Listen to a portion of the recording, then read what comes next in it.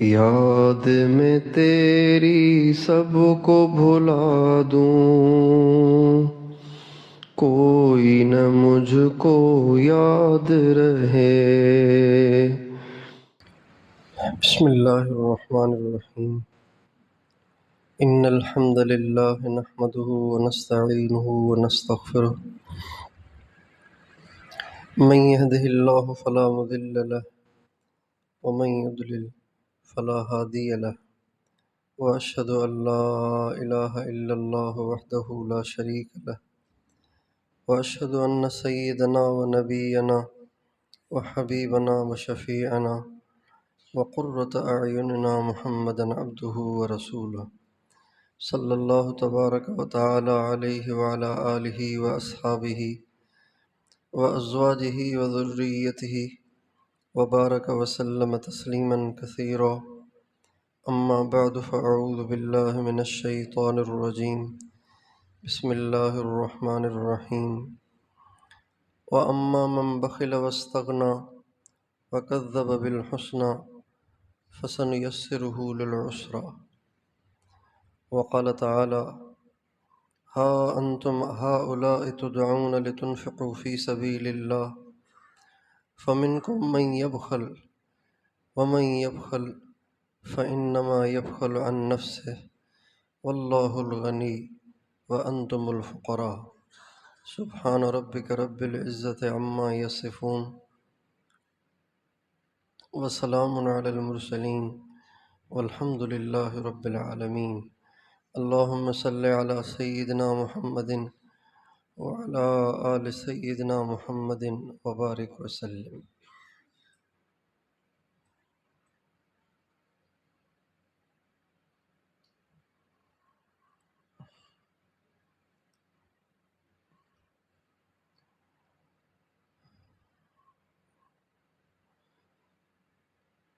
باطن کی بیماریاں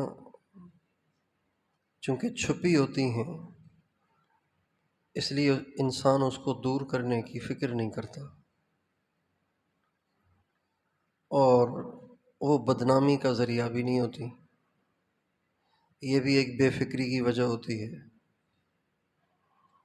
اس لیے عام طور سے باطن کی بیماریاں انسان کو جہنم تک لے جاتی ہیں، باوجود اس کے کہ وہ بظاہر دیندار ہوتا ہے، لیکن باطن کی بیماریاں جو کہ کبیرہ گناہ ہوتی ہیں، اس کی فکر نہ کرنے کی وجہ سے، اس سے نجات پانے کی فکر نہ ہونے کی وجہ سے انسان بغیر توبہ کے مر جاتا ہے اور پھر جہنم میں جاتا ہے۔ باطنی بیماریوں کے ساتھ اور باطنی نجاستوں کے ساتھ انسان جنت میں نہیں جا سکتا، چونکہ جنت ہے پاک، پاکیزہ جگہ ہے، وہاں پاک لوگ ہی جائیں گے، ناپاک لوگ نہیں جائیں گے۔ اگر کوئی گٹر میں گر گیا ہے، نماز کے لیے آ رہا تھا لیکن گٹر میں گر گیا، جب وہ یہاں آئے گا تو ہم اسے اندر آنے نہیں دیں گے، ہم کہیں گے آپ پہلے پاک تو ہو جائیں نا۔ ہم گندگی کے ساتھ آپ مسجد میں گھسیں گے تو مسجد بھی ناپاک ہوگی۔ اللہ تعالیٰ اپنے جنت کے مہمان خانے میں ناپاک کو نہیں آنے دے گا، جہنم میں اس کی صفائی ہوگی، پھر وہ جنت میں جائے گا۔ اس لیے اپنے باطن کی صفائی کی فکر ہمیشہ ہونی چاہیے، اور اس کے لیے جد و جہد اور جستجو میں لگے رہنا چاہیے، اور بہت ڈرنا چاہیے کہ کہیں کوئی چیز رہ نہ جائے۔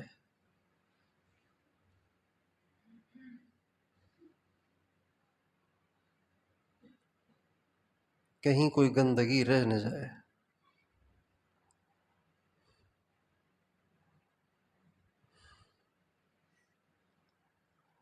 یہی وجہ ہے کہ اہل اللہ ہمیشہ ڈرتے رہتے تھے، اس لیے کہ باطنی بیماریاں ایسی ہیں کہ کئی دفعہ ایسے ہوتا ہے کہ انسان سمجھتا ہے کہ وہ تو ختم ہو چکی ہیں، لیکن اس کے جراثیم باقی ہوتے ہیں۔ ابھی 1 مہینہ پہلے ہمارے ایک دوست کی اہلیہ کو کینسر ہوا، انہوں نے آپریشن کرایا، بڑی تکلیف میں انہوں نے آپریشن کرایا اور لاکھوں روپے خرچ ہوئے، 8-10 لاکھ روپے خرچ ہوئے، اور بڑا تکلیف دہ آپریشن تھا ان کا۔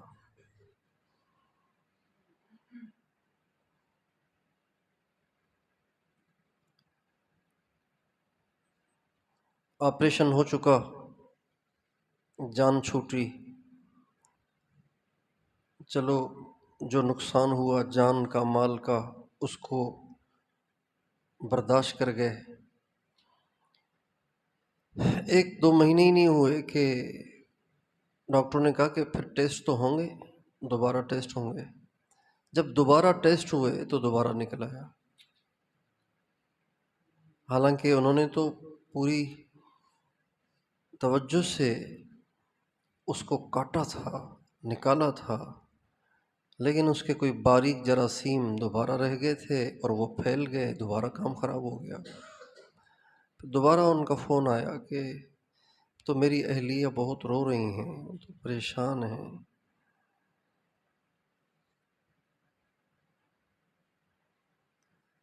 تو یہ جو باطنی بیماریاں ہوتی ہیں نا، یہ ایسے ہوتی ہیں، انسان سمجھتا ہے کہ ختم ہو گئیں، لیکن اس کے جراثیم اگر رہ جاتے ہیں تو پھر بڑا مسئلہ ہوتا ہے۔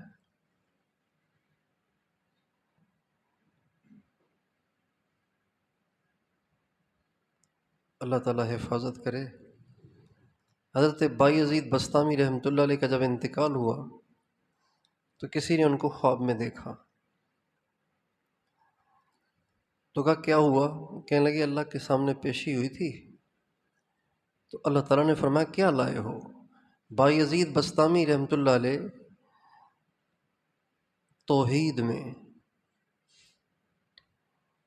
اپنے مشائخ میں ممتاز تھے،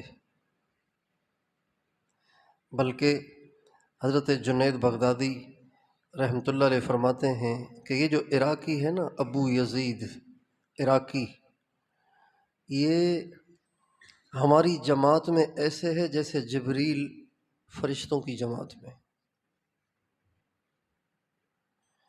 اس عراقی کی میدان توحید میں وہاں رسائی ہے جہاں ہم میں سے کسی کی رسائی نہیں ہے، اتنے وہ ممتاز تھے توحید میں۔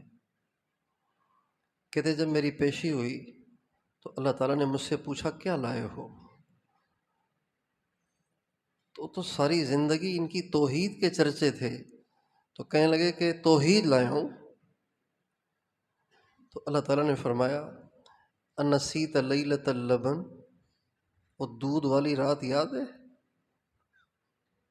کیا؟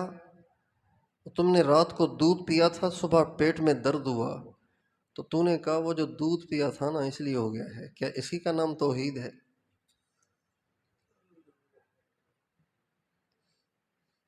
تو کہنے لگے کہ میں بہت گھبرایا، میں نے کہا نہیں میں کچھ بھی نہیں لایا، میں بس تیرے فضل کے آسرے پر ہوں۔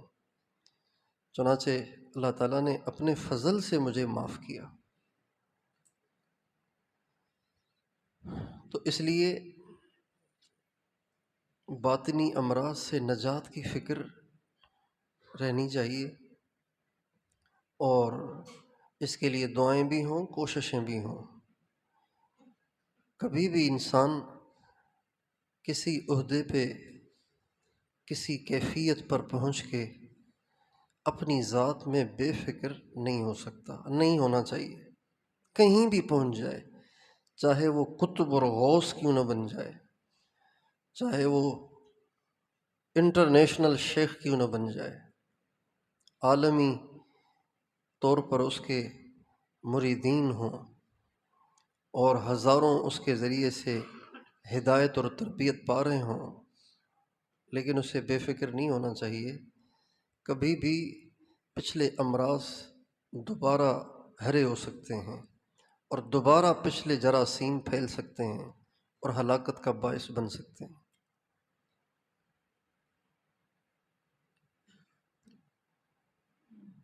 تو باطنی امراض میں سے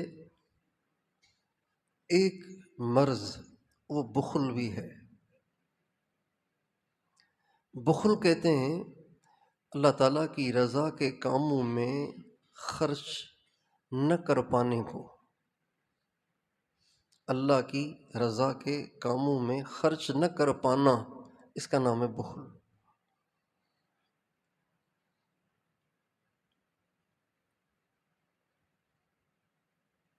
اور سوچا جائے تو یہ جو بخل ہے یہ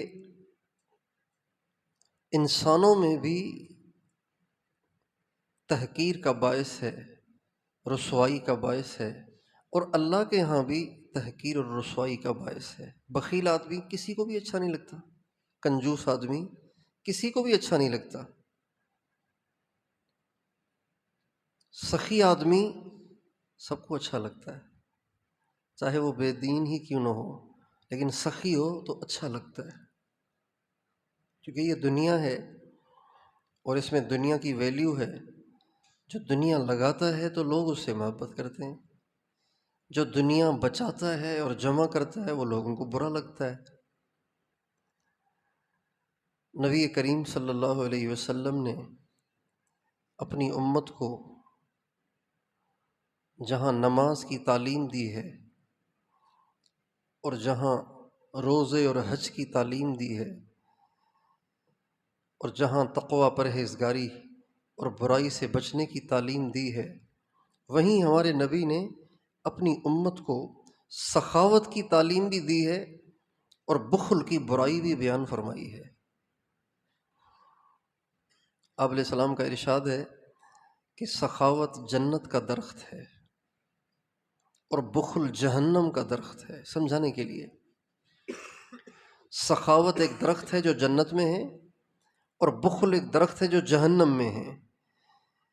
جس نے ان درختوں میں سے کسی درخت کی شاخ کو پکڑ لیا تو یہ شاخ پھر اسے کھینچ کے وہیں لے جائے گی جہاں وہ درخت ہے۔ اگر اس نے سخاوت کے درخت کی شاخ کو پکڑا تو یہ شاخ اس کو کھینچ کے جنت میں لے جائے گی، اور اگر اس نے بخل کے درخت کی شاخ کو پکڑا تو یہ شاخ اس کو کھینچ کر جہنم میں لے جائے گی۔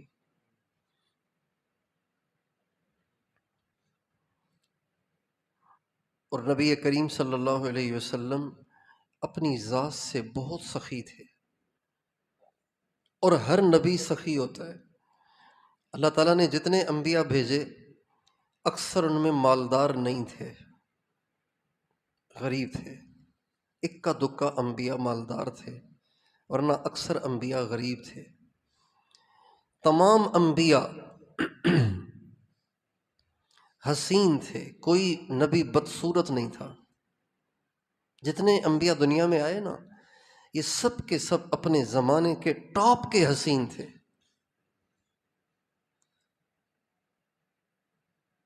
چونکہ انسان کے رنگ اور روپ اور اس کے چہرے کا بھی اگلے پہ اثر پڑتا ہے۔ اگر نبی کی آنکھ میں ٹیڑھا پن ہوگا تو مذاق بنانے کا ایک ایشو مل جائے گا،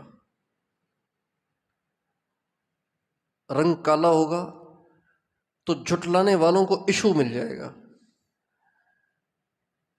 پاؤں لنگڑا ہوگا تو جھٹلانے والوں کو ایشو مل جائے گا۔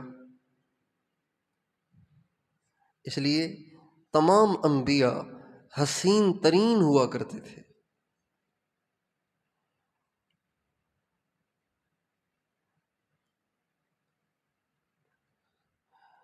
اور اکثر انبیاء غریب تھے، مالدار نہیں تھے۔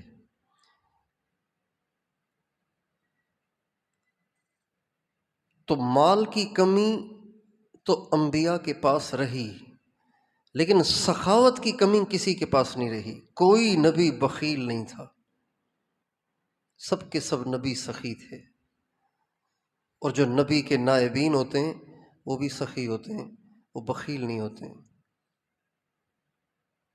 چنانچہ ہم اپنے نبی کے اہل بیت کو دیکھیں، اپنے نبی کے صحابہ کو دیکھیں، اپنے نبی کی اولاد کو دیکھیں، ان میں سے کوئی بھی بخیل نہیں ہے، سب کے سب سخی، خود سرکار دو عالم سخی، سخیوں کے سردار، اور آپ کے اہل بیت سخی، آپ کی 11 ازواج مطہرات میں سے ہر زوجہ مطہرہ انتہا درجے کی سخی۔ جیسا کہ عشاء کے بعد آپ حضرات سن چکے کہ ازواج مطہرات میں سے ایک ایک زوجہ مطہرہ کتنی سخی تھیں۔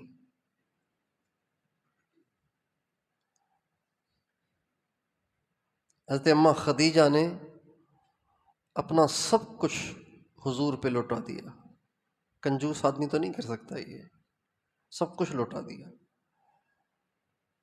حضرت اماں عائشہ رضی اللہ عنہا کی سخاوت کا عالم یہ ہے، 80,000 درہم ہدیے میں آئے اور 80,000 درہم شام تک غریبوں میں بٹ گئے، اور افطاری کے لیے 1 درہم بھی نہیں تھا، اور افطاری انہوں نے پانی سے کی۔ اور جب خادمہ نے کہا کہ آپ نے مجھے بھی 1-2 درہم دے دیے ہوتے تو آج ہم افطاری ذرا اچھی کر لیتے، تو فرمانے لگیں اب یاد دلانے سے کیا ہوتا ہے، اس کا مطلب ہے یاد ہی نہیں رہا۔ جس کے پاس 80,000 درہم آئیں اور سحری بھی اس نے پانی پہ کی ہو، افطاری کے لیے بھی پانی کے سوا کچھ نہ ہو، اسے یاد ہی نہ رہنا کہ میں بھی کوئی اچھی افطاری کر لوں، یہ تو عجیب بات ہے نا۔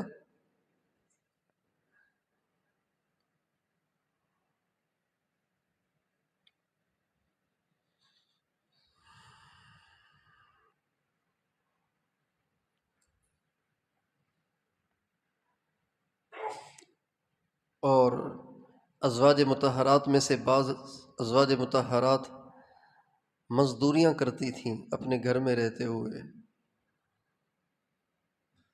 اور جو کچھ کماتی تھیں وہ سب کا سب صدقہ کرتی تھیں، اور مزدوری کرتی ہی تھیں صدقہ کرنے کے لیے، پیٹ کے لیے نہیں، اپنے لیے نہیں، 1 پیسہ بھی اپنے لیے استعمال نہیں کیا انہوں نے، جو کچھ کمایا وہ سب صدقہ کرنے کے لیے۔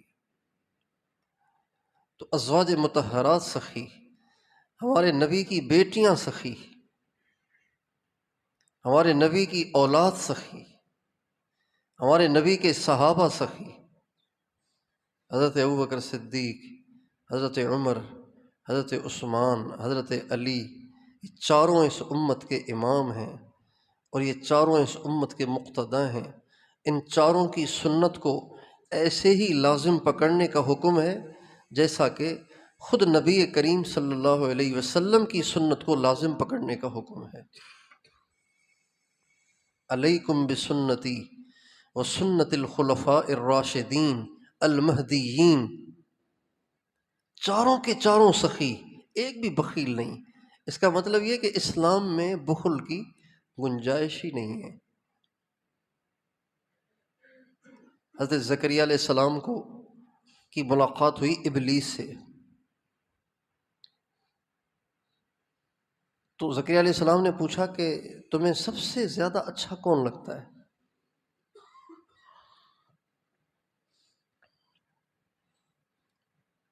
کہنے لگا کہ سب سے زیادہ جو اچھا لگتا ہے نا مجھے، وہ ایسا نیک جو بخیل ہو، ایسا عبادت گزار جو کہ بخیل ہو۔ کا سب سے زیادہ برا کون لگتا ہے؟ کہنے لگے سب سے زیادہ برا لگتا ہے وہ فاسق فاجر جو سخی ہو۔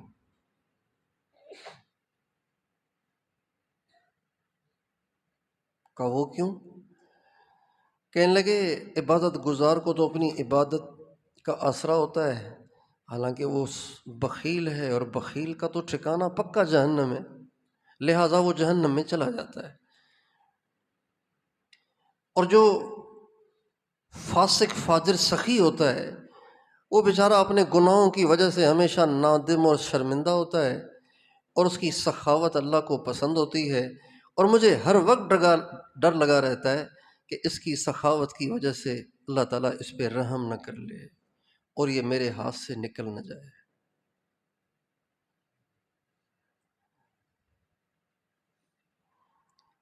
اس لیے بخل عیب ہے، بخل فالٹ ہے۔ جیسے ایک آنکھ سے کانا ہونا عیب ہے نا، اس سے بڑا عیب ہے بخیل ہونا۔ جیسے منہ پہ کوئی سیاہ دھبا ہونا عیب ہے، اس سے بڑا عیب ہے کسی کا بخیل ہونا۔ نبی کریم صلی اللہ علیہ وسلم نے اپنی پوری زندگی بخل کی حوصلہ شکنی کی ہے اور سخاوت کی حوصلہ افزائی کی ہے۔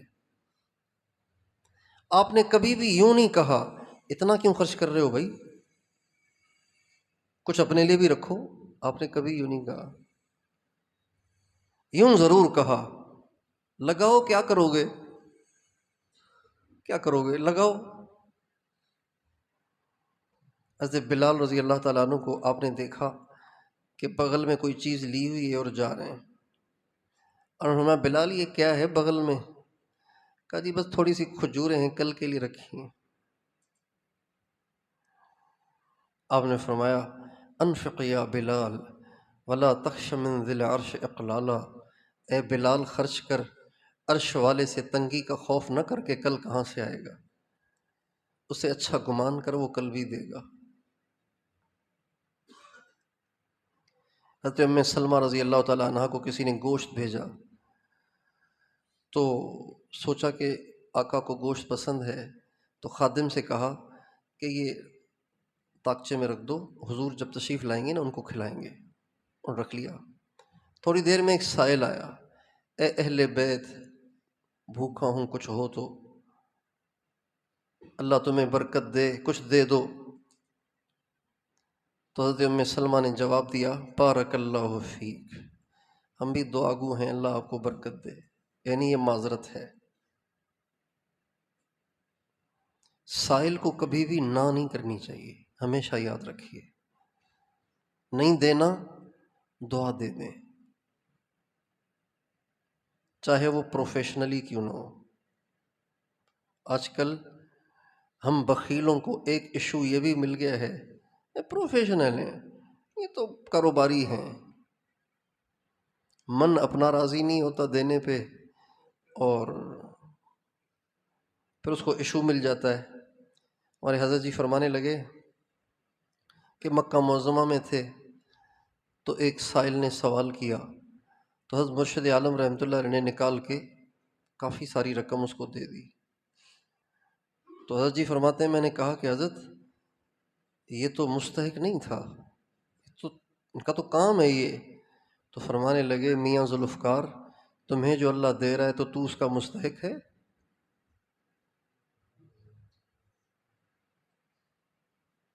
تمہیں جو اللہ دے رہا ہے تو اس کا مستحق ہے؟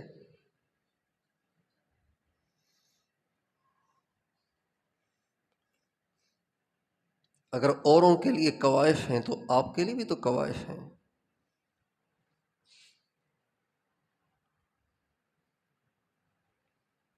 اللہ جو ہمیں دے رہا ہے تو ہم کون سے مستحق ہیں، اور ہم کون سے اس لائق ہے کہ ہمیں دیا جائے؟ نہیں دیا جانا چاہیے۔ جن کی آنکھیں حرام دیکھتی ہوں وہ بالکل بینائی کے حقدار نہیں ہیں، جن کی زبانیں بے لگام ہوں وہ بالکل گویائی کے حقدار نہیں ہیں۔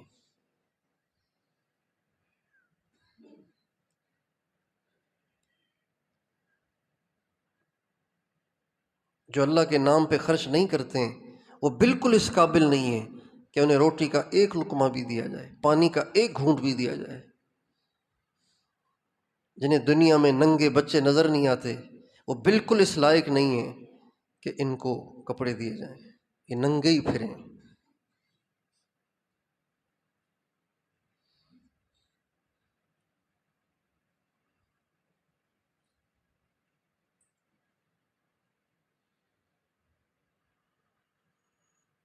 تو سائل نے آ کے سوال کیا تو حضرت ام سلمہ نے کہا بارک اللہ فیک، اللہ تجھے برکت دے۔ اور یہی ہمارے نبی کی سنت ہے، کوئی سوال کرے نہیں دینا دعا دے دیں، پیار سے، شفقت سے، حقارت سے نہیں، اس لیے کہ اس کو اس حال میں اللہ نے پہنچایا ہے اور آپ کو اس حال میں اللہ نے رکھا ہے۔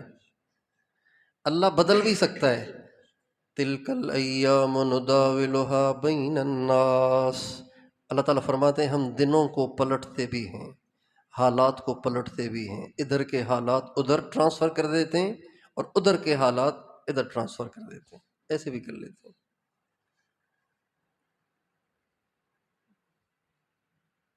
اس لیے کبھی سائل کی تحقیر نہیں کرنی چاہیے۔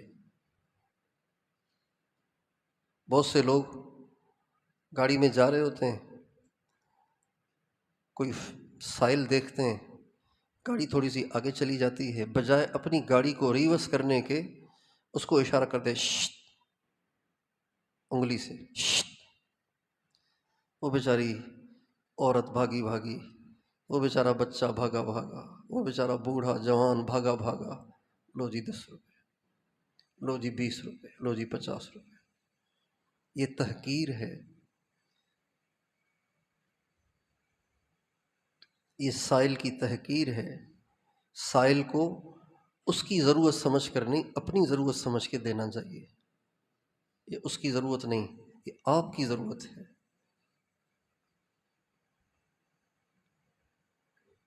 گاڑی آگے چلی گئی ہے، ریورس کر لیں، ریورس نہیں کر سکتے تو اتر کے خود چل کے جائیں، یہ اللہ کو زیادہ پسند ہے۔ غریبوں کو اپنے پاس نہیں بلانا چاہیے، غریبوں کے پاس جانا چاہیے۔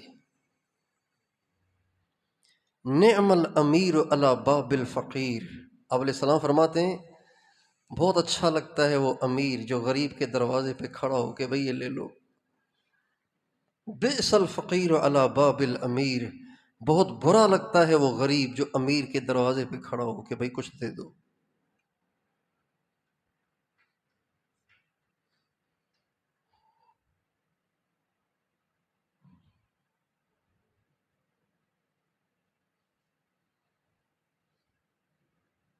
کبھی تحقیر نہیں کرنی چاہیے، کسی کی بھی نہیں کرنی چاہیے۔ علامہ ابن جوزی رحمۃ اللہ علیہ نے ایک واقعہ لکھا ہے کہ ایک شخص تھا، بڑا تونگر، بڑا پیسہ، بڑی دنیا اس کے پاس تھی۔ اپنے کام سے فارغ ہوا، رات شام کو گھر آیا، بیوی بھی بڑی خوبصورت، بیوی کے ساتھ بیٹھا تھا کھانے کے لیے، تو باہر سائل کی آواز آئی، اللہ کے نام پہ کچھ دے دو۔ بیوی نے کہا دے دیں اس کو، کہا ابھی لیتا ہوں اس کی خبر۔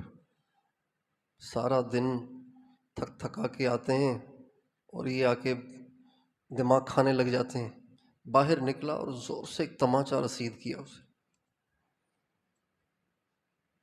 یہ کوئی وقت ہے آنے کا؟ آدمی تھکا تھکایا گھر پہنچتا ہے اور تو پھر آ کے دماغ کھانا شروع کر دیتا ہے۔ تھپڑ مار دیا بیچارے کو، چلا گیا وہ۔ کچھ ہی عرصے میں اس شخص کے حالات خراب ہونا شروع ہو گئے، اور اتنے خراب ہوئے، اتنے خراب ہوئے، کاروبار سارا ٹھپ، مقروض، گھر بک گیا، اور حال یہاں تک پہنچا کہ اب بیوی کو بھی کچھ دینے کے لیے نہیں رہا، اور اتنا اپنے آپ سے تنگ آیا کہ بیوی سے کہنے لگا میری طرف سے آپ فارغ ہیں اور میں اب آپ کو نہیں چلا سکتا ہوں، میں اپنا گزر سفر نہیں کر پا رہا ہوں، اس لیے آپ فارغ ہیں۔ پریشان آدمی سب کچھ کر لیتا ہے۔ ہمارے نبی کا ارشاد ہے کاد الفقر ان یکون کفرا، قریب ہے کہ فقر کفر کا باعث بن جائے۔ اللہ ایسی فقیری سے بچائے جو کفر کا باعث بن جائے۔ اور دجال جو ہے نا، دجال دجال جن لوگوں کو بہکائے گا وہ غریب ہوں گے۔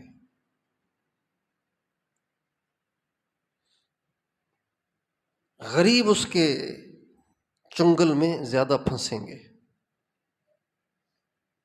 فقر کی وجہ سے، بھوک کی وجہ سے۔ اب علیہ السلام کا ارشاد ہے اس کے پاس روٹیوں کا پہاڑ ہوگا، اس کے پاس گوشت کا پہاڑ ہوگا، اور وہ اشارے سے غیر آباد زمینوں کو آباد کرے گا اور آباد زمینوں کو بنجر کرے گا۔ اتنی اللہ اس کو قوت دے گا بندوں کے آزمانے کے لیے۔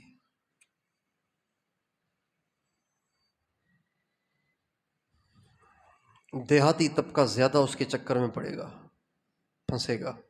دیہاتی طبقہ، جن لوگوں کو عجیب اور غریب کاموں کی خواہش رہتی ہے اور وہ اس کو بڑی اہمیت دیتے ہیں، عجیب و غریب کام، کرامتیں، کرتب، شعبدے بازی، جو یہ ان چیزوں سے زیادہ متاثر ہوں گے نا، وہ اس کے چنگل میں زیادہ پھنسیں گے۔ اور جن کے ذہن میں یہ ہوگا کہ اصل تو اتباع سنت ہے، وہ اس کے چنگل میں نہیں پھنسیں گے۔ اب اشارے کر رہا ہے تو بارش برس رہی ہے تو لوگ تو پاگل ہو جائیں گے اس کے پیچھے۔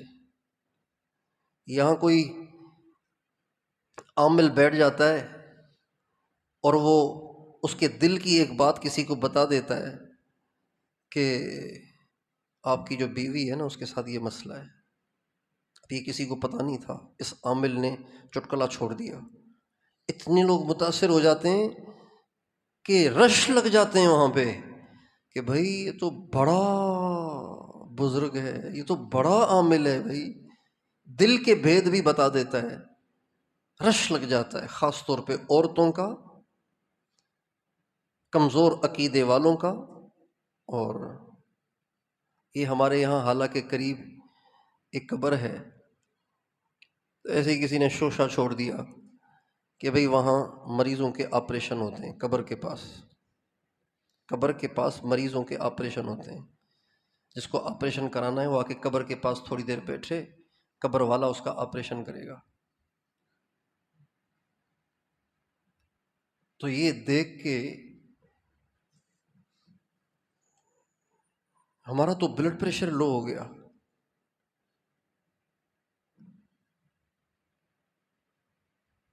اور بے چینی ہو گئی کہ یار اتنے سے شوشے پر بسیں بھر کے آ رہی ہیں، تو دجال آئے گا تو کیا ہوگا؟ یہاں تو کچھ ہو بھی نہیں رہا، پھر بھی آ رہے ہیں۔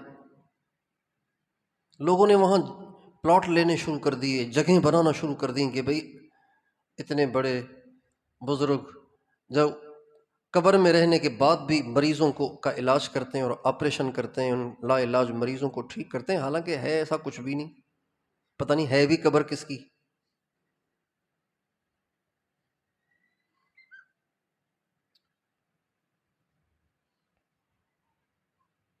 تو دجال آئے گا تو کیا ہوگا؟ یہ تو ہماری عوام تو اتنی کمزور عقیدہ ہو گیا ان کا کہ اتنی سی بات پہ بھی دور دور سے بسیں بھر کے آ رہی تھی۔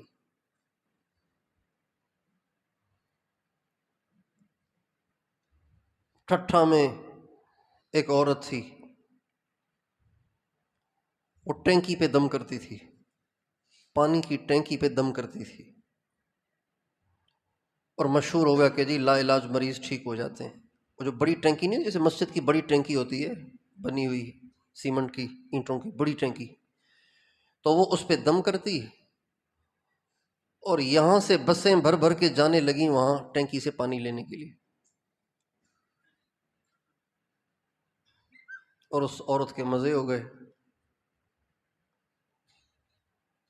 اس لیے ہمیں بچپن سے اپنے ہر بچے کا یہ ذہن بنانا ہے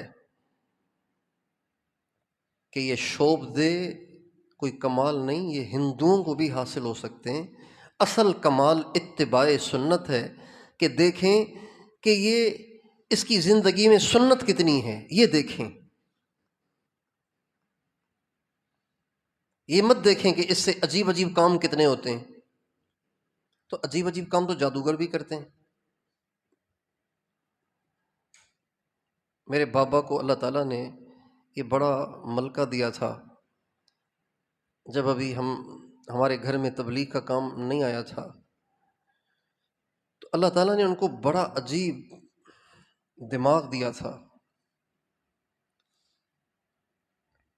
ہم چھوٹے تھے تو ہم نے پڑھا کہ ایک سائنسدان تھے، بڑے ایسے تھے ویسے تھے، جب وہ مرے تو ان کے دماغ کو کاٹ کے اس کو چیک کیا گیا تو اس کا دماغ عام آدمی سے زیادہ تھا۔ یہ میں نے اسکول میں پڑھا، تو میں نے آ کے بابا کو بتایا، بابا نے کہا مجھے لگتا ہے تمہاری باتوں سے کہ تم میرے مرنے کے بعد بھی میرا دماغ کاٹ کے دیکھو گے۔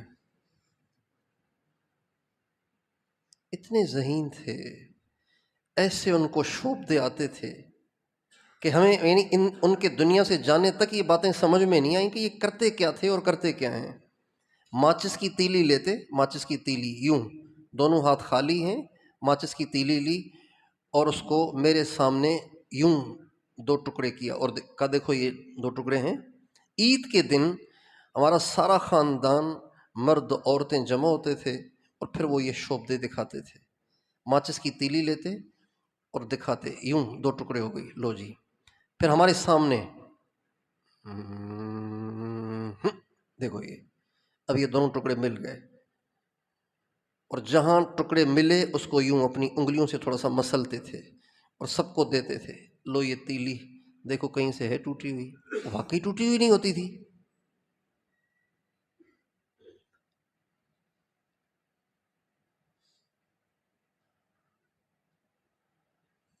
ایک دفعہ مجھے فرمانے لگے کہ اپنے دل میں کوئی نام سوچو، تو میں نے اپنے پھوپھا کا نام سوچا، گل حسن پھوپھا۔ میں نے دل میں سوچا، نام سوچا، اس کے بعد انہوں نے کاغذ جلایا، کاغذ جلا کے اس کی راکھ کو لے کے اپنے بازو پہ یوں مسلا، یوں۔ جب بازو مجھے دکھایا تو اس پہ گل حسن لکھا ہوا تھا۔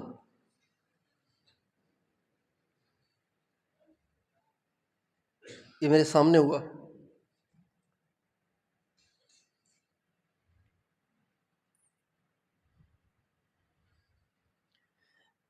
ایک دفعہ رسی میں، اور یہ کئی دفعہ دکھائی یہ چیزیں، رسی میں موٹے موٹے موتی ڈالے، موتی اتنے موٹے کہ مٹھی میں ایک موتی آئے،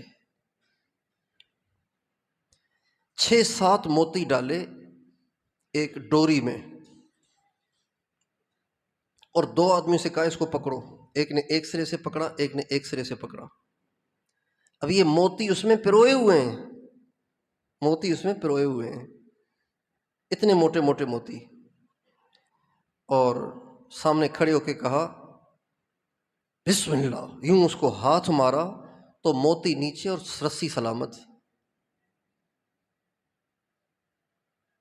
موتی ٹوٹے نہیں، موتی کیسے ٹوٹیں گے؟ وہ ابھی بھی موتی ہمارے پاس گھر میں رکھے ہوئے ہیں، ابھی بھی رکھے ہوئے ہیں، وہ رسی بھی ابھی بھی رکھی ہوئی ہے، موتی نیچے ٹھٹ ٹھٹ ٹھٹ ٹھٹ نیچے، اور رسی 2 آدمی کے ہاتھ میں۔ ایسے شوبدے وہ دکھاتے تھے،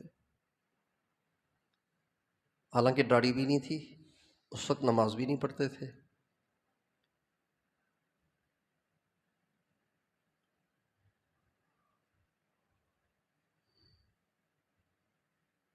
اور بھی عجیب عجیب کام کرتے تھے۔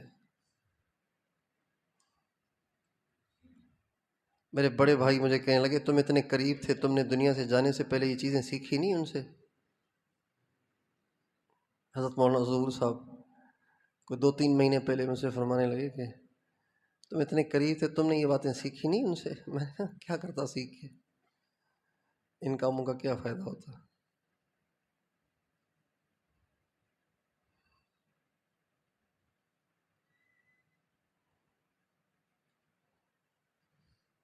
اس پہ مجھے بات یاد آئی کہ اللہ تعالیٰ نے ان کو گوناگون صفات عطا فرمائی تھیں، بہت صفات دی تھی اللہ نے ان کو، دنیا سے بے رغبتی، اللہ پہ بھروسہ، اور رونے کا تو اللہ تعالیٰ نے ان کو ایسا کوئی ملکہ دیا تھا کہ بس یہاں بیٹھے ہیں سارے ان کے بہت سارے جاننے والے، آنسو تو ان کے یہاں رکھے ہوتے تھے، اللہ کا تذکرہ چھڑا آنسو ٹپ ٹپ، آخرت کا تذکرہ چھڑا آنسو ٹپ ٹپ، قبر کا تذکرہ چھڑا آنسو ٹپ ٹپ۔ بہت دفعہ ایسے ہوتا کہ سفر میں مجھے کال کرتے اور کہتے فلاں رشتہ دار فوت ہو گیا ہے، اس کی تدفین میں ہم آئے ہوئے ہیں، ابھی اس کو قبر میں رکھا ہے، تم دعا کرو وہاں سے، اور رو رہے ہوتے تھے۔ بہت دفعہ، بلکہ جو بھی فوت ہوتا تو کال ضرور آتی تھی۔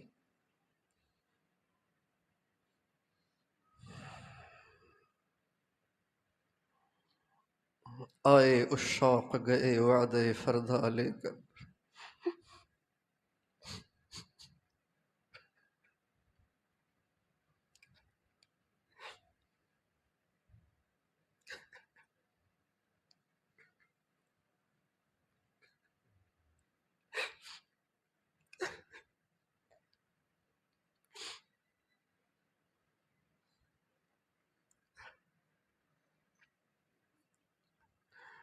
سب سے زیادہ جو وصف اللہ نے ان میں رکھا تھا وہ سخاوت تھی۔ اتنے سخی تھے،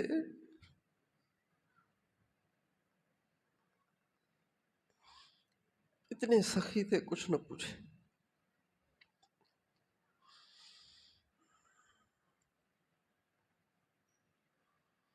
ہمارے محلے کے سارے بوڑھے بوڑھے بیماروں کو فروٹ بھیجتے تھے، ہمارے خاندان کے سارے غریبوں کو مقرر کر رکھا تھا کہ اتنا اتنا دینا ہے، حالانکہ کوئی مالدار نہیں تھے، غریب تھے۔ ہمارے یہاں سائیں صالح تشریف لاتے تھے، ابھی فوت ہو گئے۔ ابھی انہوں نے مجھے بتایا کہ مجھے ہر مہینے پیسے دیتے تھے ایک شخص کے لیے جن کے پاس پرائمری میں انہوں نے کچھ پڑھا تھا، وہ ابھی بھی حیات ہیں، بڑی عمر ہے لیکن لگتے بھی لڑکے سے ہیں۔ میرے بابا کی عمر 74 سال تھی، 21 میں فوت ہوئے، تو ان کی تو پتہ نہیں کتنی عمر ہوگی، 100 سے بھی اوپر ہے۔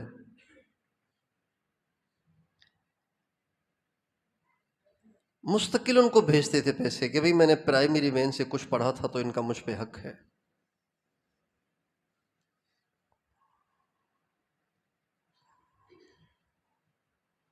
جب مجھے انہوں نے بتایا تو میں نے حساب لگایا کہ بابا کو گئے ہوئے کتنا عرصہ ہوا ہے، تو حساب لگا کے جتنا مجھ سے ہو سکا اس حساب سے میں نے جا کے ان کو دیا، تو وہ بہت خوش ہوئے۔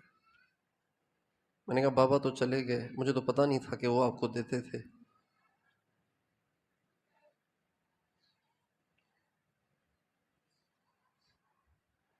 انتقال ہوا تو انتقال کے ایک میرا جو چھوٹا بیٹا ہے حسین احمد، اس کو دیتے تھے کہ یہ جا کے اس کو دے آؤ، یہ اس کو دے آؤ، یہ اس کو دے آؤ۔ ایک ہمارے محلے میں بڑی عمر کے بیمار تھے، ان کو مستقل بھیجتے تھے۔ انتقال ہو گیا تو انتقال کے ایک ہفتے کے بعد حسین احمد کے خواب میں آئے اور فرمایا کہ بھئی ہفتہ پورا ہو گیا ہے، ابھی تک تم نے پہنچایا نہیں اس کو۔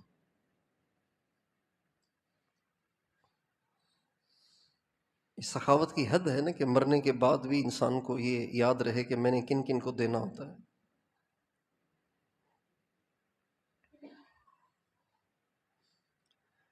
تو حضرت ام سلمہ رضی اللہ تعالی عنہا سے سائل نے کہا کہ کچھ دے دو، انہوں نے فرمایا بارک اللہ فیک، اللہ برکت دے۔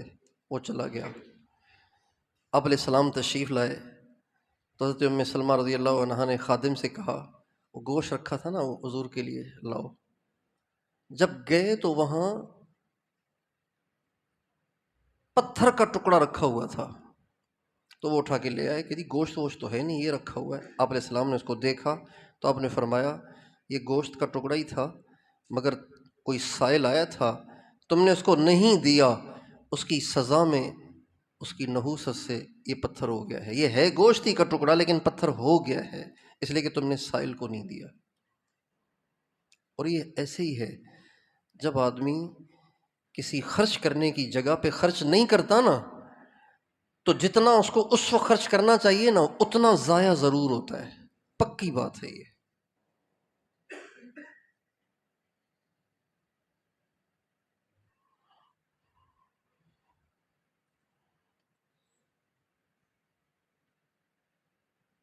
اس لیے یہ بخل جو ہے نا یہ اپنے پاؤں پہ کلہاڑی ہے، یہ کسی کے پاؤں پہ کلہاڑی نہیں ہے۔ بخل کس کے پاؤں پہ کلہاڑی ہے؟ اپنے پاؤں پہ، کسی اور کے پاؤں پہ کلہاڑی نہیں ہے۔ جو بخل کرتا ہے اس سے بخل کیا جاتا ہے۔ انفقی، خرچ کرو، ینفق علیک، تم پہ خرچ کیا جائے گا، ولا توعی فیوعی اللہ علیک، اور چھپا کے مت رکھ ورنہ اللہ بھی تم سے چھپا کے رکھے گا۔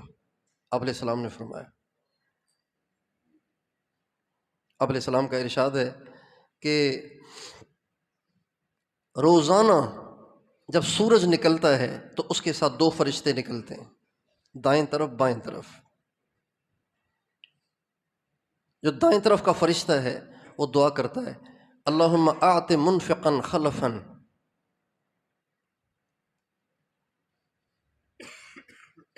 نہیں، ایک فرشتہ نکلتا ہے جب سورج نکلتا ہے تو ایک فرشتہ نکلتا ہے، وہ دعا کرتا ہے، اللہم اعط منفقا خلفا واعط ممسکا تلفا، اے اللہ جو خرچ کرے اسے اور دے، جو روک کے رکھے اس کے مال کو برباد کر۔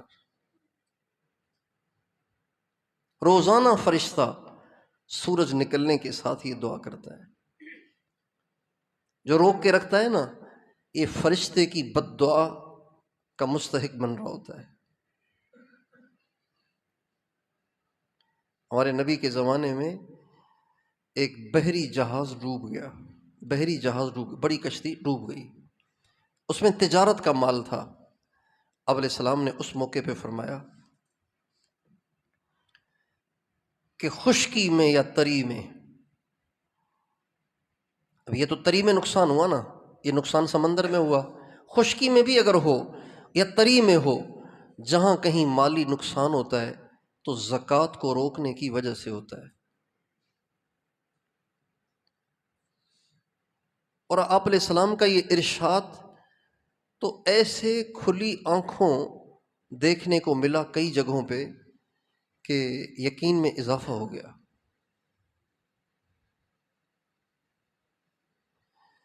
ایک دوست ہیں، وہ بڑے پیسے والے، جوس فیکٹری ہے ان کی، تو ایک دفعہ کہنے لگے کہ والد صاحب نے کہا کہ دعا کروا لینا، اس لیے کہ ہمارا کام تو بڑا اچھا چل رہا تھا، اچانک بس ہم مقروض ہو گئے ہیں اور کروڑوں کا قرضہ چڑھ گیا ہے، تو بہت پریشان ہے۔ تو میں نے کہا کیسے کروڑوں قرضہ چڑھ کیسے گیا؟ کہنے لگے اصل میں ہوا یوں کہ وہ جوس بناتے ہیں نا ہم، تو اس میں کیمیکل تھوڑا سا زیادہ ڈل گیا، وہ ہزاروں لاکھوں جوس بنے تھے، تو وہ گئے جہاں بھیجے تو وہ پھول گئے، تو ضائع ہو گئے، اس کے پیسے تو نہیں وہ دیں گے ہمیں، نہ ہم لے سکتے ہیں ان سے پیسے، کیونکہ وہ چیز ہی خراب تھی۔ اب اتنا کیمیکل استعمال ہوا، اتنی مزدوریاں، تو وہ تو نفع ملتا، تو وہ تو نفع تو کیا ملتا، سرمایہ بھی ڈوب گیا، اس لیے ہم مقروض ہو گئے۔ میں نے ان سے کہا کہ آپ والد صاحب سے کہیں کہ اپنی زکوٰۃ کا حساب کریں، ان کی زکوٰۃ صحیح نہیں ادا ہوئی۔ کہنے لگے نہیں میرے والد صاحب بہت پرہیزگار ہیں، وہ تو زکوٰۃ بڑی پابندی سے نکالتے ہیں۔ میں نے کہا اب آپ کا اپنے والد کے بارے میں جو گمان ہے اس کو صحیح مانا جائے یا نبی کریم صلی اللہ علیہ وسلم کے ارشاد کو صحیح مانا جائے؟ آپ کے اس تجزیے میں غلطی ہو سکتی ہے، نبی کریم صلی اللہ علیہ وسلم کے ارشاد میں غلطی نہیں ہو سکتی۔ آپ نے فرمایا کہ مالی نقصان جہاں بھی ہوتا ہے اس زکوٰۃ میں کوتاہی کی وجہ سے ہوتا ہے، جہاں بھی ہوتا ہے۔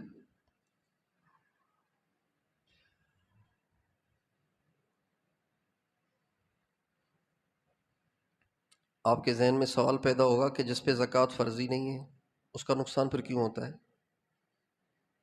تو اس کا نقصان بھی ایسے ہی ہوتا ہے کہ اس کو جہاں خرچ کرنا چاہیے تھا وہاں نہیں کرتا۔ چنانچہ وہ گئے، والد صاحب سے بات کی تو والد صاحب مانے ہی نہیں، کہا ابو بیٹھ تو جائیں نا، کم از کم بیٹھ تو جائیں، حساب تو کریں نا۔ جب حساب کرنے بیٹھے تو واقعی کمی نکل آئی، چونکہ عام طور سے لوگ زکوٰۃ نکالتے ہیں لم سم، دیتے رہتے ہیں، ماشاءاللہ کافی ہو گئی، بہت اچھا، ایسے تھوڑی دینی ہے زکوٰۃ۔ زکوٰۃ جن جن چیزوں پہ فرض ہے یہ مفتیان کرام سے معلوم کرنا ہے، اور پھر ان چیزوں کو چیک کرنا ہے کہ کتنی ہیں، کتنی اس کی قیمت بنتی ہے۔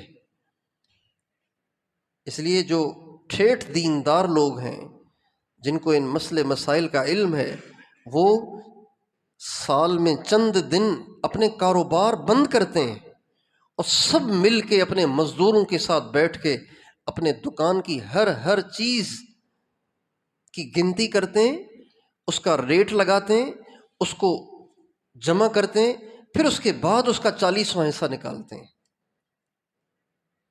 ایک چپل بھی اگر رہ گئی نا جس پہ زکوٰۃ فرض تھی،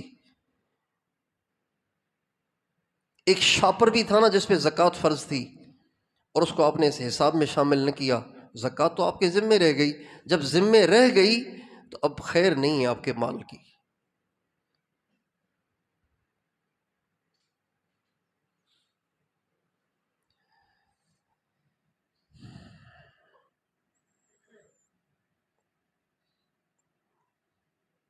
ایک ملک میں جانا ہوا جہاں پہ مسلمان جو رہتے تھے وہ بڑی تکلیف کی زندگی گزار رہے تھے۔ وہ اس طرح سے کہ دکانیں تھیں ان کی، مگر وہ دکانیں چاروں طرف سے پیک ہوتی تھیں، 3 طرف سے دیواریں اور ایک طرف سے لوہے کی سلاخیں، جیسے بینک میں چھوٹی سی جگہ کھلی ہوتی ہے نا صرف ہاتھ ڈالنے کی، اس طرح سے، اور باقی جالیاں جیسے کھڑکیوں کی جالیاں ہوتی ہیں نا کراس کے ساتھ، اس طرح سے ساری دکانیں ایسی۔ تو ہم ان سے پوچھتے تھے کہ یہ آپ پیشاب بھی اندر، پاخانہ بھی اندر، نکلتے ہی نہیں ہو باہر؟ کہنے لگے بس ہم نکل نہیں سکتے، یہاں کے لوگ ہمیں قتل کر دیتے ہیں، لوٹ لیتے ہیں، ہم کر نہیں سکتے۔ تو ہم ان کو ہمیشہ یہ کہتے رہے کہ آپ علیہ السلام کا ارشاد ہے کہ جہاں بھی خشکی تری میں مالی نقصان ہوتا ہے وہ زکوٰۃ کی کمی کی وجہ سے ہوتا ہے۔ آپ زکوٰۃ پابندی سے نکالیں، پھر بے فکر ہو جائیں، آپ کا کوئی نقصان نہیں کر سکتا، نہ ڈاکو ڈاکہ ڈالے گا، نہ چور چوری کرے گا، کوئی نقصان نہیں ہوگا۔ یہ ہم ان سے کہتے آئے۔ اللہ کی شان، سفر کا آخر تھا، ایک علاقے میں جانا ہوا، وہاں پہ ہم نے دیکھا بڑی زبردست دکان ہے کریانے کی، اور بالکل عام سی جیسے پاکستانی کاؤنٹر رکھا ہوا ہے، گاہک آ رہے ہیں، پیسے دے رہے ہیں، سامان لے کے جا رہے ہیں۔ تو ہمیں بڑی حیرت ہوئی کہ اس پورے علاقے میں 1800 کلومیٹر کے اندر کہیں ایسی دکان نظر نہیں آئی، یہاں یہ دکان ہے۔ تو ان سے میں نے پوچھا کہ وہ انڈیا کے تھے، میں نے کہا آپ، ہم تو جہاں بھی گئے دکانیں بالکل ایسے پیک تھیں جیسے جیل بنی ہوئی تھیں، تو آپ نے تو ماشاءاللہ بڑے اچھے طریقے سے دکان چل رہی ہے آپ کی، تو آپ کو یہ لوٹتے نہیں ہیں، مارتے نہیں ہیں؟ کہنے لگے نہیں، مجھے اللہ کا شکر ہے آج تک کسی نے کچھ بھی نہیں کہا، بلکہ یہاں والے تو میرا اتنا احترام کرتے ہیں کہ میں آپ کو کیا بتاؤں۔ میں نے کہا کیا کرتے ہیں؟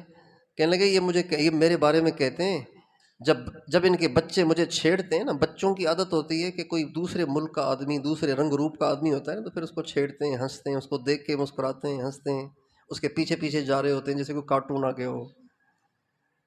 تو چینی کوئی آ جائے یہاں پہ، کوئی انگریز آ جائے، کوئی انگریز نہیں آ جائے، تو اس کے پیچھے پیچھے ایسے بچے جا رہے ہوتے جیسے کوئی بندر شندر آ گیا ہے یا پتہ نہیں عجیب مخلوق آ گئی ہے۔ تو کہنے لگے وہاں کے بچے مجھے چھیڑتے تھے، مذاق کرتے تھے، تو ان کی مائیں انہیں کہتی تھیں اسے چھیڑو نہیں، یہ ہمارا موڈینو ہے، یہ ہمارا خدا ہے، اسے چھیڑو نہیں، یہ ہمارا خدا ہے۔ یعنی اتنا احترام کرتے ہیں۔ میں نے کہا اس کی وجہ؟ کہنے لگے اس کی 2 وجہ ہیں۔ ایک تو یہ کہ میں زکوٰۃ پابندی سے دیتا ہوں۔ میں نے کہا کس کو؟ ان کو؟ کہا نہیں، زکوٰۃ تو اپنے ملک بھیجتا ہوں، ان کو نہیں دیتا ہوں، 1 روپیہ بھی نہیں دیتا ہوں، زکوٰۃ اپنے ملک بھیجتا ہوں، لیکن اس کا اثر یہ ہے کہ آج تک کسی کو یہ مجال نہ ہوئی کہ مجھے کوئی مالی نقصان پہنچائے۔ اور دوسرا کام، دوسری اس کی وجہ یہ ہے کہ میں ان کی عورتوں کو نہیں دیکھتا، میں ان کی عورتوں سے جب بات کرتا ہوں تو نظریں جھکا کے کرتا ہوں، اس کی وجہ سے اللہ تعالیٰ نے مجھے یہاں عزت دے رکھی ہے۔ تو بخیل آدمی یہ کسی اور کا نقصان نہیں کرتا، اپنا کرتا ہے۔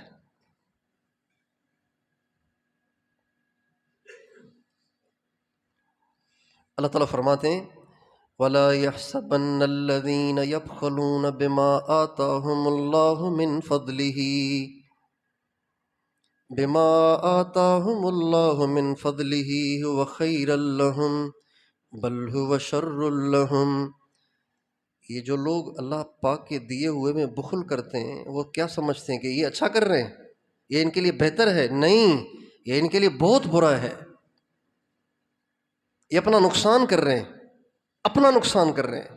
ہرگز یہ گمان نہ کریں یہ کوئی ان کے نفع میں بات جائے گی، یہ ان کے نفع میں نہیں جائے گی، یہ ان کے نقصان میں جائے گی۔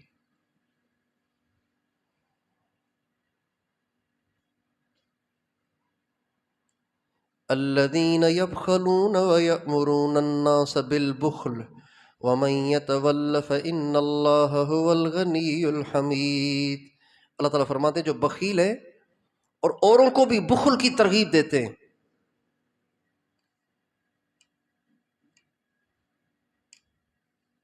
اوروں کو بھی بخل کی ترغیب دیتے ہیں، چھوڑو یہ مدرسے چلتے ہی رہیں گے، تم بچا کے رکھو بچوں کو کام آئے گا، چھوڑو یہ غزہ سارا ڈرامہ ہے، تم بچا کے رکھو بچی کی شادی قریب ہے اس کو کام آئے گا۔ الذین یبخلون ویأمرون الناس بالبخل ومن یتول فإن اللہ هو الغنی الحمید۔ اللہ تعالیٰ فرماتے ہیں اگر یہ منہ موڑتے ہیں دفع کرو، اللہ کو ضرورت تھوڑی ہے ان کی۔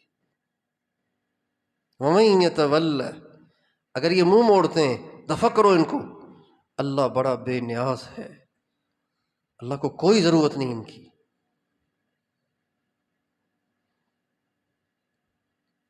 قرآن مجید کا پہلا صفحہ، قرآن شروع ہو رہا ہے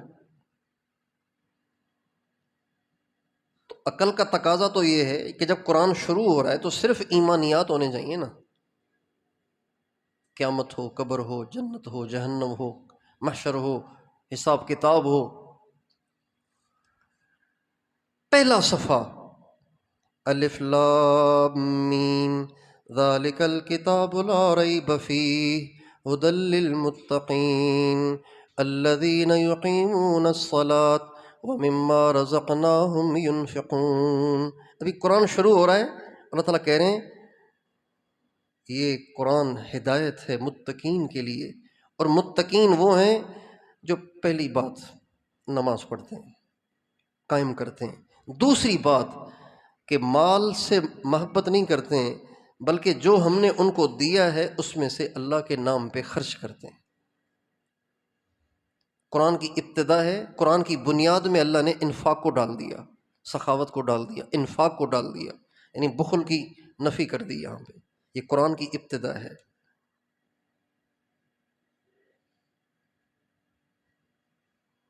اور قرآن کی انتہا تبت یدا ابی لہب وتب ما اغنی عنہ مالہ وما کسب، یہاں بھی بخل کی نفی، یہ قرآن کی انتہا ہے۔ اور قرآن کا سینٹر، بیچ، مرکز، وَاضْرِبْ لَهُم مَثَلَ الْحَيَاةِ الدُّنْيَا كَمَاءٍ أَنزَلْنَاهُ مِنَ السَّمَاءِ فاختلط به نبات الأرض فأصبح هشيما تذروه الرياح وكان الله على كل شيء مقتدرا المال والبنون زينة الحياة الدنيا والباقيات الصالحات خير عند ربك ثوابا وخير املا۔ یہ قرآن کا بیج ہے، 15واں پارہ ختم ہو رہا ہے یہاں پہ۔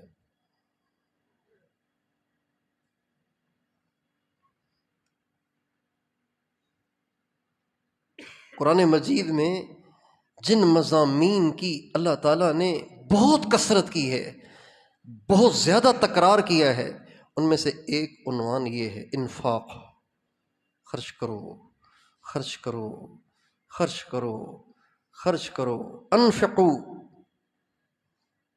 مما رزقناکم من قبل ان یأتی یوم لا بیع فیہ ولا خلۃ ولا شفاعۃ، خرچ کرو اس دن کے آنے سے پہلے کہ پھر تم نہ کاروبار کر سکو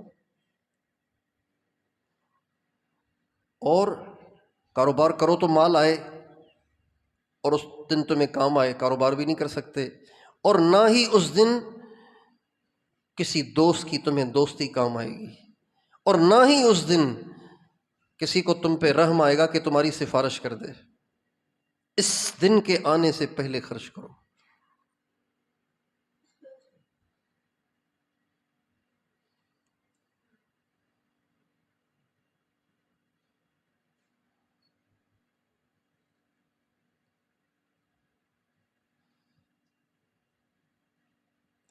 وہ کیسے ہے؟ قرآن پاک کی آیت فَأَصَّدَّقَ وَأَكُن مِّنَ الْخَاسِرِينَ۔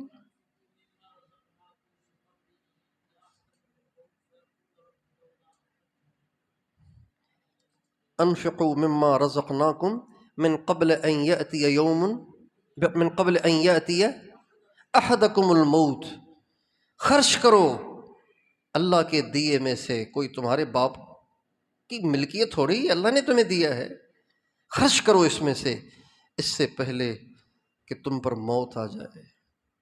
احدکم الموت فیقول رب لولا اخرتنی الی اجل قریب، اے اللہ کیوں نہ مجھے ایک گھڑی تھوڑی سی مہلت اور دے دی، فاصدق واکن من الصالحین، آپ مجھے تھوڑا سا اور ٹائم دے دیتے، میں آپ کے نام پہ خرچ کرتا اور میں بھی آپ کے نیکوں کی جماعت میں شامل ہو جاتا۔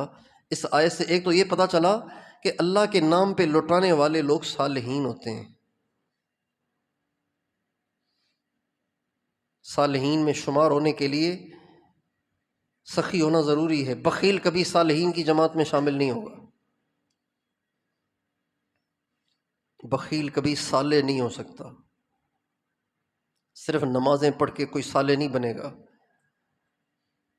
صرف عبادات کر کے اور دینی خدمات کر کے کوئی صالح نہیں بنے گا جب تک کہ وہ انفاق کا بھی عادی نہ بنے اور بخل سے بھی نجات نہ پائے۔ اس آیت کے پیش نظر مفسرین کرام فرماتے ہیں کہ دنیا سے جانے والوں میں سے، دنیا سے جانے والے لوگوں کو سب سے زیادہ زندوں کی طرف سے جس چیز کا نفع ہوتا ہے نا، وہ ہوتا ہے صدقے کا۔ قرآن پڑھ کے بھی آپ ایصال ثواب کریں، درود پڑھ کے بھی ایصال ثواب کریں، تلاوت کر کے بھی ایصال ثواب کریں، تسبیح پڑھ کے بھی ایصال ثواب کریں، نفلیں پڑھ کے بھی ایصال ثواب کریں، لیکن سب سے زیادہ اس کو جو نفع ہوگا نا وہ ہوگا صدقے سے۔ فَأَصَّدَّقَ لولا اخرتنی الی اجل قریب فاصدق واکن من الصالحین، آپ نے مجھے کیوں نہ تھوڑا سا اور موقع دے دیا کہ میں صدقہ کرتا اور میں بھی صالحین میں سے ہو جاتا۔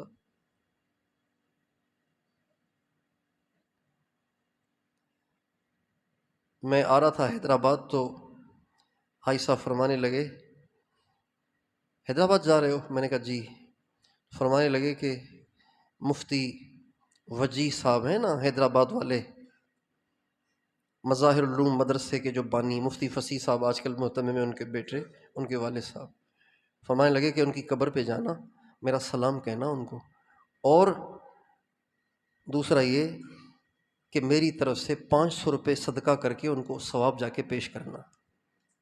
میری طرف سے 500 روپے تم صدقہ کرو اور جا کے ان کو ثواب پیش کرو کہ یہ عبدالوہاب صاحب نے آپ کی خدمت میں 500 روپے کا صدقہ بھیجا ہے۔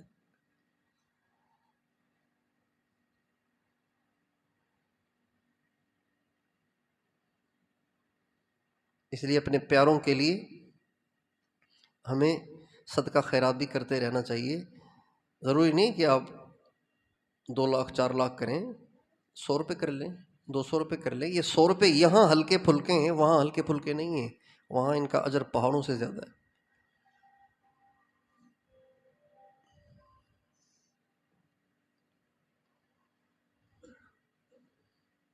وَمَن يَبْخَلْ فَإِنَّمَا يَبْخَلْ عَن نَفْسِهِ، جو بخل کر رہا ہے وہ اپنے سے کر رہا ہے بخل۔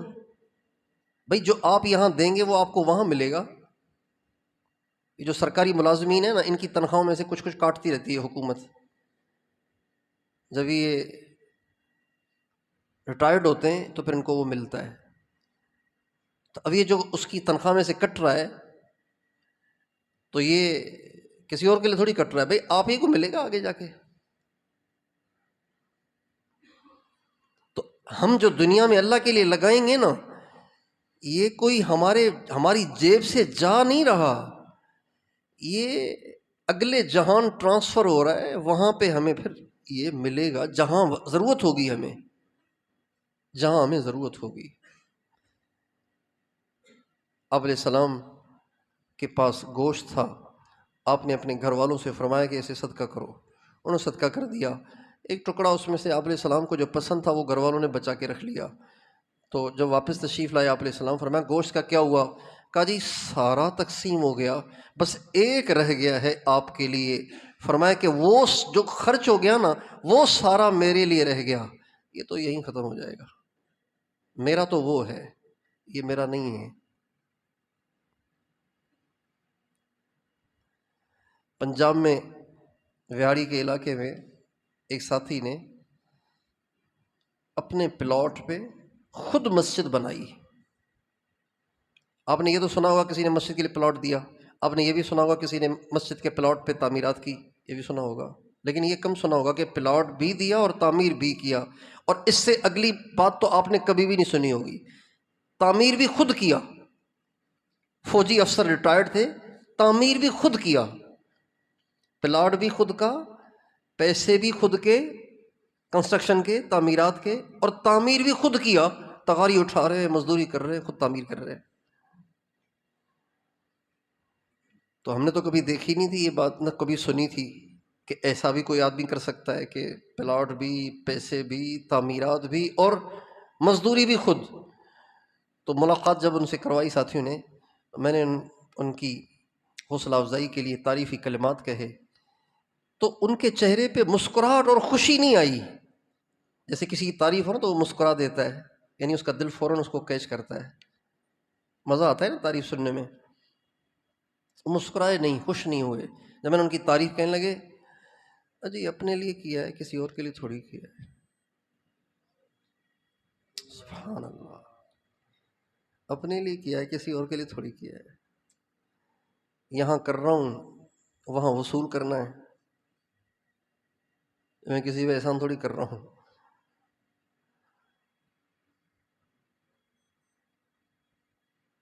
ایک آدمی باہر ملک کما رہا ہے، یہاں مقروض ہو گیا تھا، اب کسی نے کہا بھی دبئی چلے جاؤ، یو کے چلے جاؤ، وہاں تو ملتے ہیں ڈالر سے پیسے۔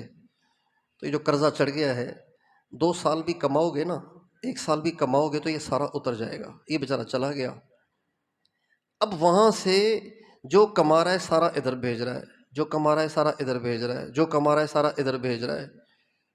تو اگلا کہے گا یار بڑے سخی ہو تم یار، جو کما رہے ہو سارا پاکستان والے اکاؤنٹ میں ٹرانسفر کر رہے ہو۔ تو وہ کہے گا کسی اور کے اکاؤنٹ میں تبھی ٹرانسفر کر رہا ہوں خدا کے بندے، اپنے اکاؤنٹ میں ٹرانسفر کر رہا ہوں۔ سخی تو تب کہلاؤں جب کہ میں کسی اور کے اکاؤنٹ میں ٹرانسفر کروں، تو میرے اپنے نام سے ہے، اور یہ اس لیے وہاں بھیج رہا ہوں کہ وہاں جا کے پھر میں ساری جو قرضہ ورضہ چڑھ گیا ہے اس کی صفائی کروں۔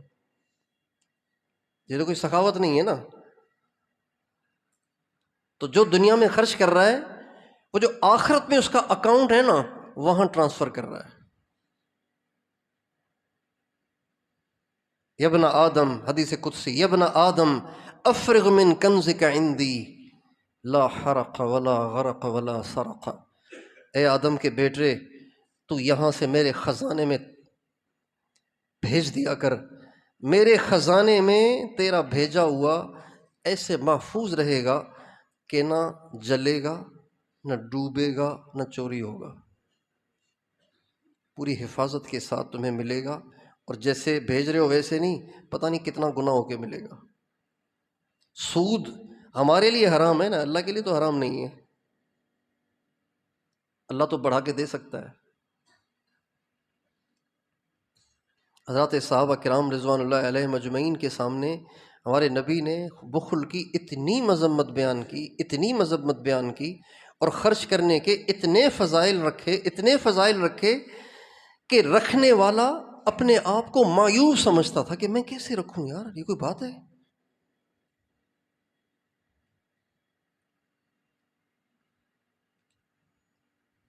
میں یہاں روزانہ بیان کروں پینٹ شرٹ اتنی بری اتنی بری اتنی بری، اتنا گندا لباس اتنا گندا لباس اتنا گندا لباس، 10 دن تقریر کرنے کے بعد روزانہ تقریر اس پر، تو کسی کو ہمت ہوگی کہ پینٹ شرٹ پہن کے آگے یہاں بیٹھ جائے؟ 10ویں دن بھی کہیں گے یار یہ تو بےزتی ہو جائے گی، اب 10 دن سے تقریر سن رہے ہیں، پہنی ہے تو گھر جا کے پہنو۔ ہمارے نبی نے اتنی انفاق کی ترغیب دی اور اتنی بخل کی مذمت کی کہ ہر صحابی بخل سے اپنی کنی کتراتا تھا، اپنا دامن بچاتا تھا۔ بخیل نہیں ہونا بھائی،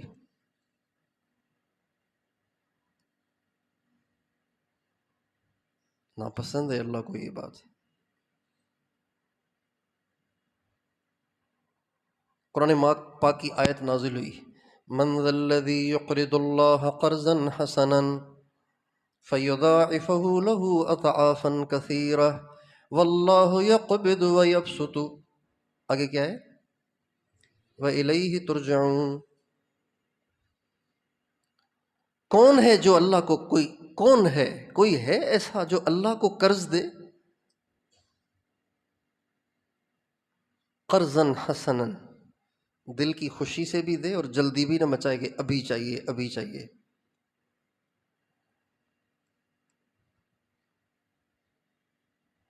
فَيُضَاعِفَهُ لَهُ أَضْعَافًا كَثِيرًا، اللہ تعالیٰ اس کو بہت بڑھا کے دے گا۔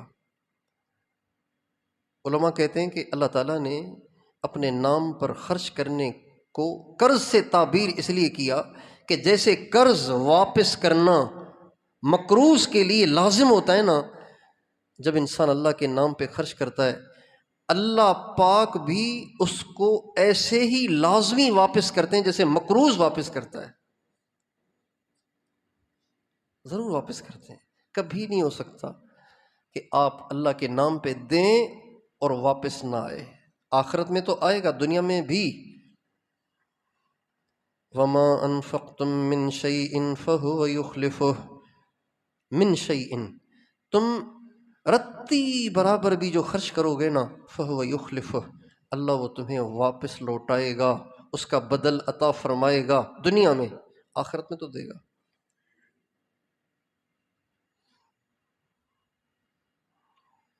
جب یہ آیت اتری تو حضرت ابو دحداحہ غیر معروف صحابی ہیں، آپ علیہ السلام کی خدمت میں آئے، کہنے لگے حضور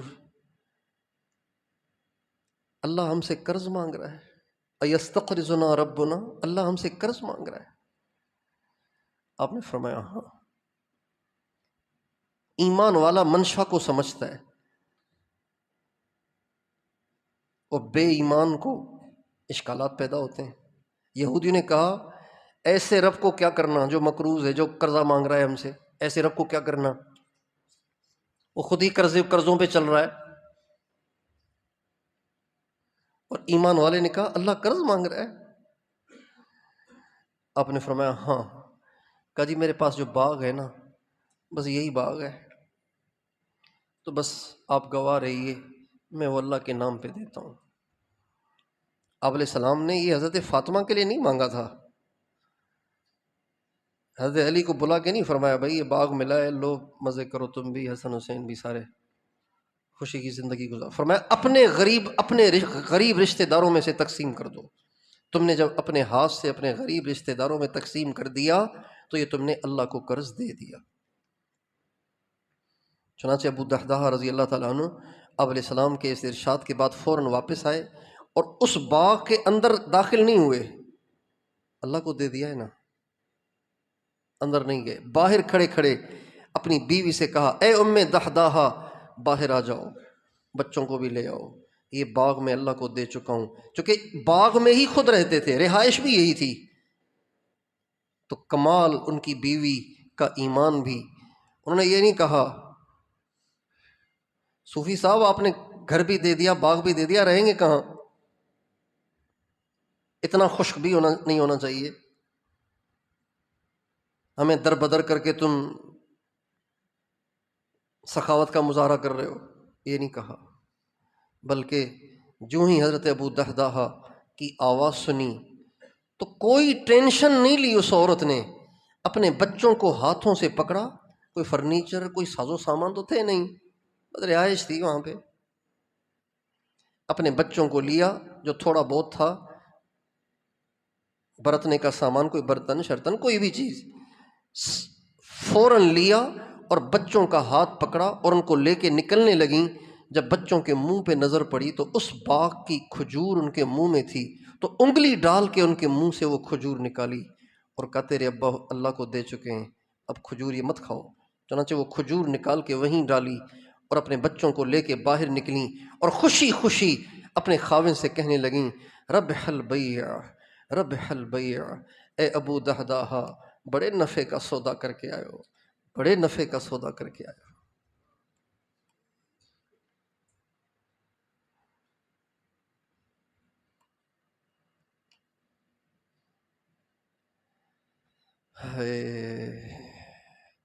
امام حسن حسین رضی اللہ عنہما بیمار ہوئے، حضرت علی حضرت فاطمہ نے منت مانی کہ اللہ کرے بچے ٹھیک ہو جائیں تو ہم روزے رکھیں 3۔ اللہ نے بچے ٹھیک کر دیے، اب روزے تو رکھیں لیکن نہ سحری نہ افطاری۔ حضرت علی یہودی کے پاس گئے کہ بھئی اپنا جو سوت ہے نا وہ دے دو ہمیں تھوڑا سا، محمد کی بیٹی وہ کاٹ لے گی اور آپ ہمیں اس کے عوض دے دینا کچھ۔ چنانچہ روزانہ حضرت اماں فاطمہ سوت کاٹتی اور اس سے تھوڑا سا آٹا لیا جاتا اور اس سے چند روٹیاں پکائی جاتی۔ افطاری کا وقت آیا، پہلا دن، ابھی افطاری کے لیے بیٹھے تھے روٹی پکا کے، تو ایک مسکین نے آ کے دروازے پہ آواز دی، اے اہل بیت نبی، مسکین ہوں، کچھ دو اللہ کے نام پہ۔ حضرت علی نے حضرت فاطمہ کی طرف دیکھا، حضرت فاطمہ نے کہا دے دیں، یہ نہیں کہ آدھی روٹی دے دیں باقی ہم کھا لیں گے، دے دیں، دے دی اور افطاری پانی پر۔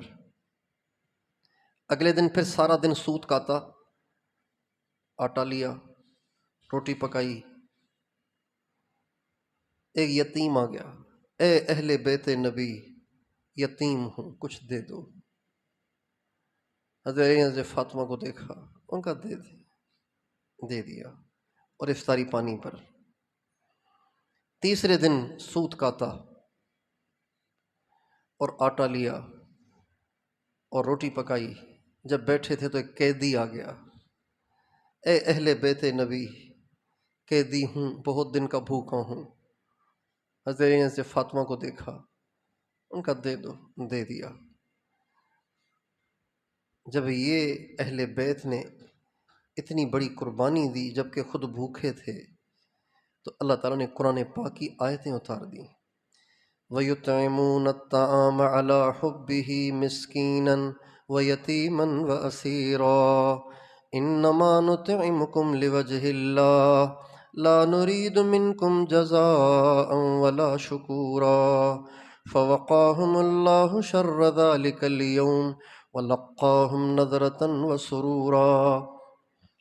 میرے نبی کے اہل بیت کے کیا کہنے کہ خود بھوکے ہیں لیکن مسکین آتا ہے اس کو دے دیتے ہیں، یتیم آتا ہے اس کو دے دیتے ہیں، اسیر آتا ہے اس کو دے دیتے ہیں، اور کہتے ہیں ہم کچھ نہیں چاہتے، ہم صرف اللہ کی رضا چاہتے ہیں۔ انما نطعمکم لوجہ اللہ لا نرید منکم جزاء ولا شکورا، ہم یہ بھی نہیں چاہتے کہ آپ کہیں جزاک اللہ خیر، ہم یہ بھی نہیں چاہتے۔ حضرت اماں عائشہ رضی اللہ تعالیٰ عنہ کے در پہ کوئی سائل آتا اور خادمہ کے ہاتھ وہ بھیجتی تو فرماتی جب آپ اس کے ہاتھ میں کچھ دیں اور وہ دعا دے تو ویسی ہی دعا آپ بھی اس کو دے دیں تاکہ دعا دعا کے عوض ہو جائے اور صدقہ صرف اللہ کے لیے رہ جائے۔ تو یہ بخل بڑی بیماری ہے، جہاں اللہ کے لیے خرچ کرنا چاہیے وہاں خرچ نہ کر پانا یہ بڑی بیماری ہے، اس سے نجات ضروری ہے۔ اس کا ایک علاج تو یہ ہے جو خود اللہ نے بتایا ہے اور قرآن کے پہلے صفحے پہ بتایا ہے، اور وہ یہ ہے وَمِمَّا رَزَقْنَاهُمْ يُنْفِقُونَ، وہ جو ہم نے دیا ہے نا اس میں سے خرچ کرتے ہیں۔ تو انسان ہمیشہ یہ سوچے کہ یہ میرا نہیں، اللہ کا ہے، یہ مجھے اللہ نے دیا ہے، ورنہ مجھ سے زیادہ محنت کرنے والے اور بھی بہت ہیں، مجھ سے زیادہ صلاحیتوں والے اور بھی بہت ہیں، ان کو نہیں مل رہا۔ حضرت علی فرماتے ہیں اگر مال کا تعلق علم اور ذہانت اور ہوشیاری سے ہوتا تو میں دنیا کا سب سے بڑا مالدار ہوتا، کیونکہ وہ بہت ذہین تھے۔ صحابہ میں سب سے زیادہ حاضر جواب اور سب سے زیادہ ذہین ترین فتین ترین حضرت علی تھے۔ اس لیے آپ علیہ السلام فرماتے تھے اقضاہم علی، چونکہ فیصلہ کرنے کے لیے سارے پہلوؤں پر ایک دفعہ نظر ہونی چاہیے، اکٹھے سارے پہلوؤں پہ نظر ہونی چاہیے، پھر کوئی فیصلہ آدمی کر سکتا ہے۔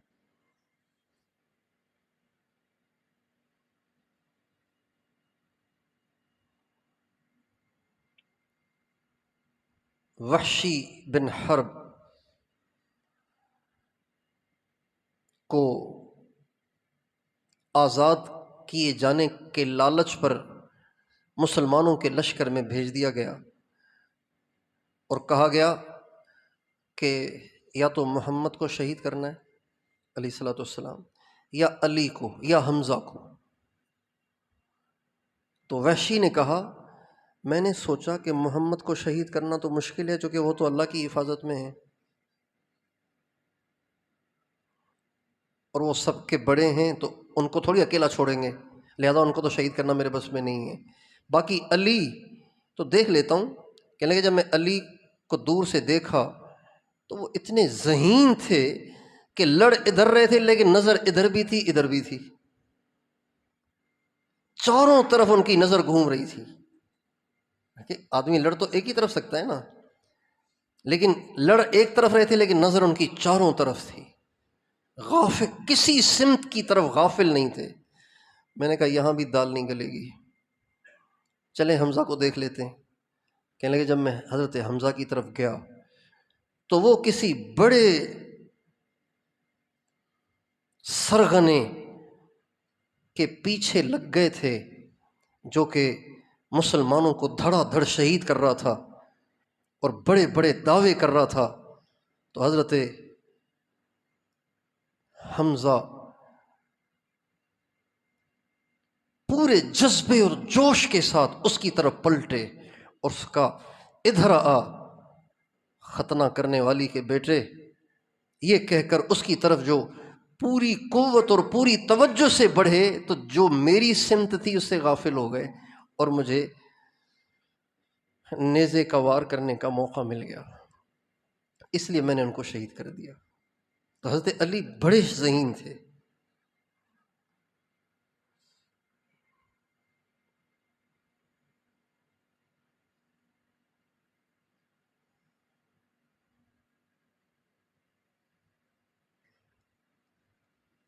کیا بات چل رہی تھی؟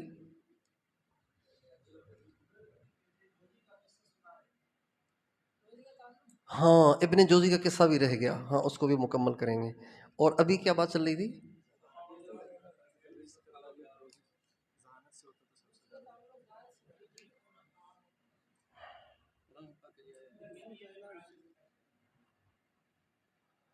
آپ حضرات دعا کریں نا میرے دماغ کے لیے یار۔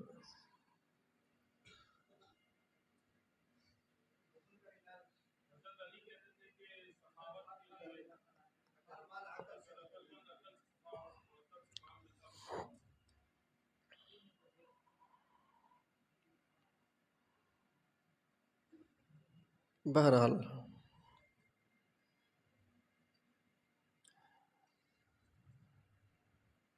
تو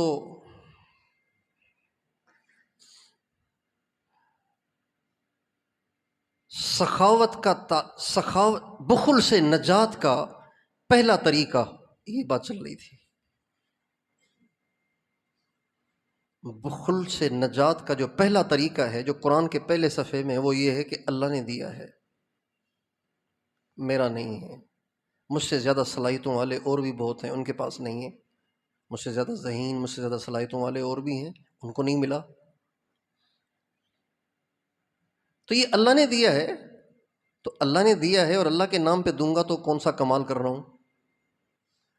اگر باپ نے بچے کو 1000 روپے دیے اور پھر کسی کو دینے کے لیے 100 روپے چاہیے تھے لیکن کھلے نہیں تھے، اور بیٹے سے کہا بیٹا 100 روپے تو ذرا دینا ہے اس 1000 میں سے، تو بیٹے کو تکلیف نہیں ہونی چاہیے، بھائی 1000 روپے بھی انہوں نے ہی دیے تھے، جبکہ یہ یوں بھی کہہ رہے ہوں یہ 1000 تو بڑھا کے دوں گا، تو پھر تو کمبخت دینا ہی چاہیے، پھر کنجوسی کا کیا مطلب؟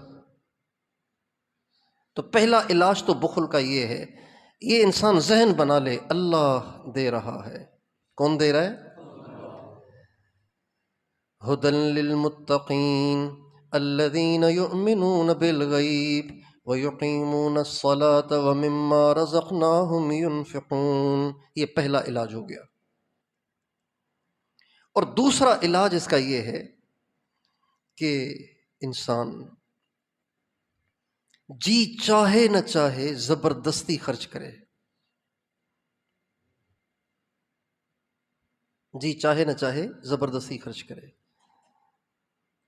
جو عضو بیکار ہو گیا ہو نا، ڈاکٹر کہتے ہیں اس کو فزیو تھراپی کراؤ۔ کیا کراؤ؟ یہ میرا بازو ٹوٹ گیا تھا 2004 میں، 6 مہینے بندھا رہا، پھر اس کے بعد ایسے ہو گیا تھا جیسے یوں، جیسے کپڑا لٹک رہا ہو، ایسے ہو گیا تھا۔ ڈاکٹر نے کہا فزیو تھراپی کراؤ، یعنی ایکسرسائز، زبردستی ایکسرسائز۔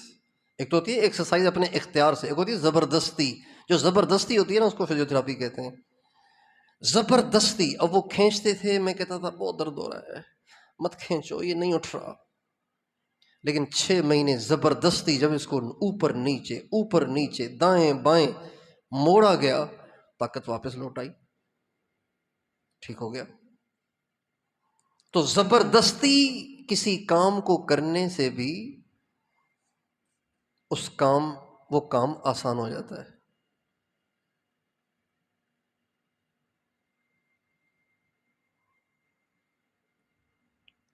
دوستوں میں بیٹھتے ہیں، ایک دوست نے زبردستی اپنے اس دوست کے منہ میں نسوار ٹھونس دی جس کو نسوار کی عادت نہیں تھی، آہستہ آہستہ عادت پڑ گئی۔ ایک دفعہ ہمارے حائی صاحب کے کمرے میں چوہا نکل آیا، بہت نقصان کرتا، وہ چادریں کاٹتا، کپڑے کاٹتا۔ حائی صاحب بڑے پریشان، امریکہ سے پریشان نہیں ہوئے، امریکہ کو کوستے تھے، چوہے سے پریشان تھے بہت۔ اب چوہا کیسے نکلے؟ استادوں سے کہا، استاد نے ایک لڑکے کو بھیجا کہ بھئی یہ چوہا پکڑنا ہے۔ وہ ماشاءاللہ شاگرد بھی منتخب تھا، بڑا اس کو طریقہ آتا تھا۔ اس نے کیا کیا؟ اس نے چوہے کو پکڑا اور اس کے منہ میں نسوار ڈال دی تھوڑی سی۔ حائی صاحب بیٹھے ہوئے ہیں، مفتی زین العابدین صاحب بیٹھے ہوئے ہیں، بڑے بڑے بزرگ بیٹھے ہوئے ہیں حائی صاحب کے کمرے میں۔ اب چوہا یوں گھوم رہا ہے، اس بیچارے کو چکر آ رہے تھے نا، پٹھان تو نہیں تھا وہ، چکر آ رہے تھے اس کو یوں۔ حائی صاحب ہنس ہنس کے دورے ہو گئے، مفتی زین العابدین صاحب ہنس ہنس کے دورے ہو گئے۔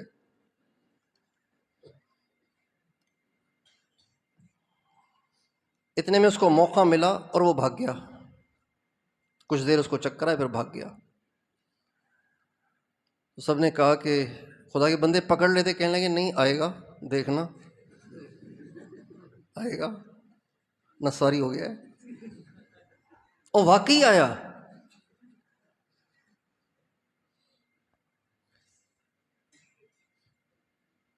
زبردستی انسان خرچ کرے، یہ بھی بخل کا علاج ہے، زبردستی خرچ کرے۔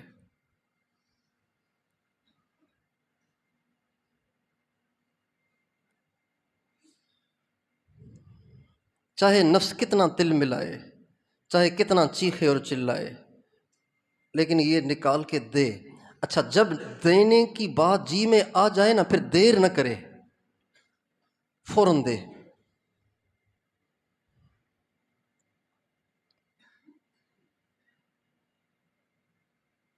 ایک بزرگ بیٹھے تھے بیت الخلاء میں، تو بیت الخلاء سے چیخے، وہ میری جو پگڑی ہے نا وہ فلاں کو دے دو۔ باہر نکلے تو بیگم نے اچھی خاصی سنائی، یہاں ہوتے ہو تو آرڈر تو چلاتے ہی رہتے ہو، بیت الخلاء سے بھی تم آرڈر بھیجتے رہتے ہو، ایسی کیا جلدی تھی، باہر آ کے تم کہہ دیتے کہ بھائی پگڑی فلاں کو دینی ہے۔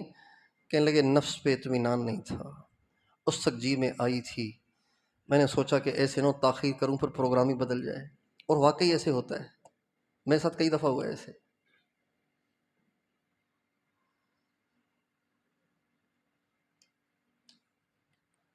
اس لیے جی میں آئے تو فوری طور پر، پاس نہیں ہے کسی سے لے کے دے دیں، پھر وہ جو بٹوا ہے نا جہاں رکھا ہوا ہے وہاں سے نکال کے پھر اس کو دیں۔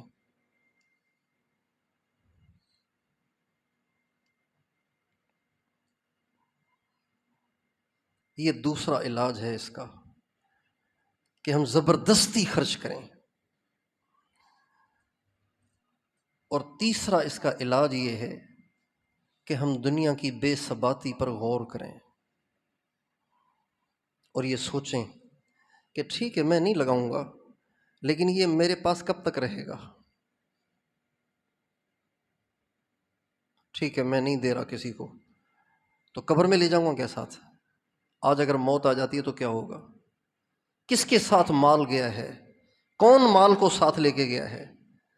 کوئی ایسا مالدار ہے جس کے خزانے قبر میں بھی اس کے ساتھ گئے ہوں اور وہاں کام بھی آئے ہوں؟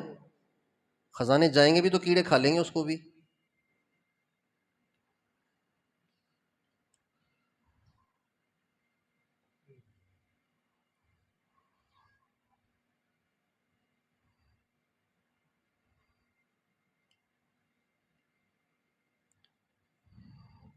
اجل نے نہ کسرا ہی چھوڑا نہ دارا، اسی سے سکندر صفات بہارا، ہر ایک لے کے کیا کیا نہ حسرت سے دھارا، پڑا رہ گیا سب یوں ہی ٹھاٹھ سارا، جگہ جی لگانے کی دنیا نہیں ہے، یہ عبرت کی جا ہے تماشا نہیں ہے، یہی تجھ کو دھن ہے رہوں سب سے اعلیٰ، ہو زینت نرالی ہو فیشن نرالا، جیا کرتا ہے کیا یوں ہی مرنے والا، تجھے حسن ظاہر نے دھوکے میں ڈالا، جگہ جی لگانے کی دنیا نہیں ہے، یہ عبرت کی جا ہے تماشا نہیں ہے، تجھے پہلے بچپن میں برسوں کھلایا، جوانی نے پھر تجھ کو مجنوں بنایا، تجھے پہلے بچپن میں برسوں کھلایا، جوانی نے پھر تجھ کو مجنوں بنایا،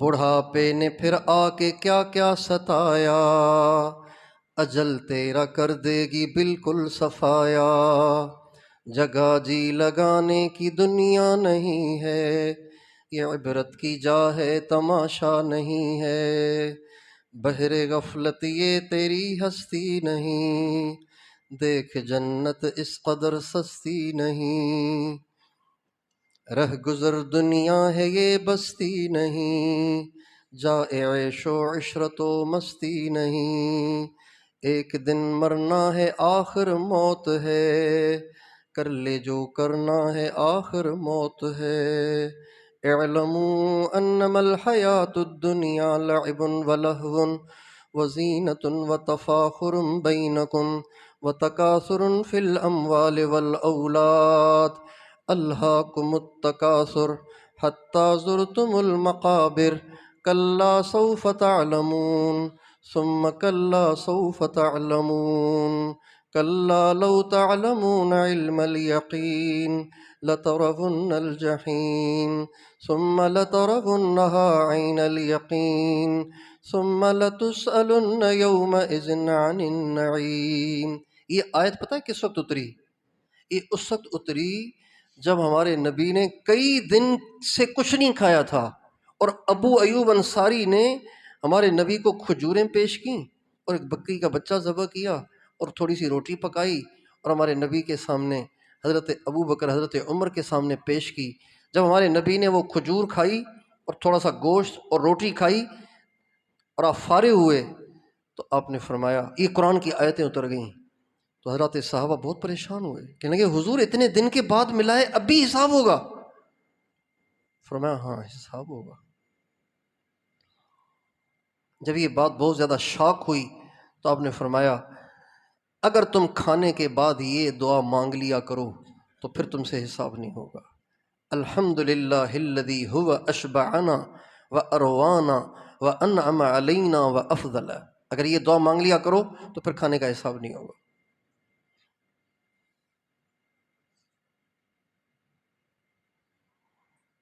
تو یہ بھی بخل کا علاج ہے کہ زبردستی خرچ کیا جائے اور اس بات کو سوچا جائے کہ یہ میرے پاس رہے گا ہی نہیں نا، یہ میں چھوڑ کے جاؤں گا، یہ دوسرے مستیاں کرتے رہیں گے اس پہ۔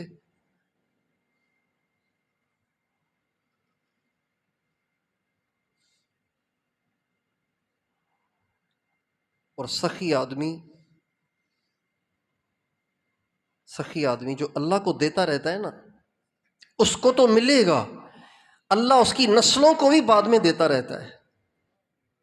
سخی کی اولاد ہے، سخی کی اولاد کبھی محتاج نہیں ہوتی۔ مالداروں کی اولادیں بھکاری بن جاتی ہیں، لیکن سخی کی اولاد کبھی بھکاری نہیں ہوتی۔ بڑے بڑے ارب پتیوں کی اولادیں فقیر ہو جاتی ہیں، بھیک مانگنے لگ جاتی ہیں، لیکن سخیوں کی اولادیں کبھی محتاج نہیں ہوتیں، اس لیے کہ اللہ ان کے بڑے کی سخاوت کی لاج رکھتے ہوئے ان کی اولادوں کو پالتا ہے۔ اس کا باپ تو ہمیں دیتا رہا، اب ہم کیسے چھوڑ دیں اسے؟ آپ خود سوچیں، اگر آپ کو کوئی بہت دیتا ہو بہت دیتا ہو بہت دیتا ہو، وہ چلا جائے، پیچھے اس کی اولاد پہ حال آ جائے، آپ کو کچھ لحاظ ہوگا کہ نہیں ہوگا؟ یار اس کے باپ نے ہمارے ساتھ بہت اچھا کیا ہے، آج ان پہ حال ہے، ان کی مدد کرو۔ تو اللہ تو پھر اللہ ہے۔ اس لیے دنیا کی بے ثباتی اور بے رغبتی کو سوچا جائے اور موت کا مراقبہ کیا جائے۔ مرنا ہے، کچھ کام نہیں آئے گا، اللہ کے سامنے پیشی ہوگی، اور قیامت کے دن بندے کے پاؤں محشر کے میدان میں ہٹ نہیں سکتے جب تک کہ اس سے چند باتوں کا سوال نہ کیا جائے۔ ان میں سے ایک سوال یہ بھی ہے وَعَنْ مَالِهِ، اور مال کے بارے میں سوال ہوگا، کہاں سے کمایا، کہاں لگایا۔ اس لیے اللہ تعالی ہمیں توفیق دے، اللہ کے نام پہ لگائیں، چلتا کریں،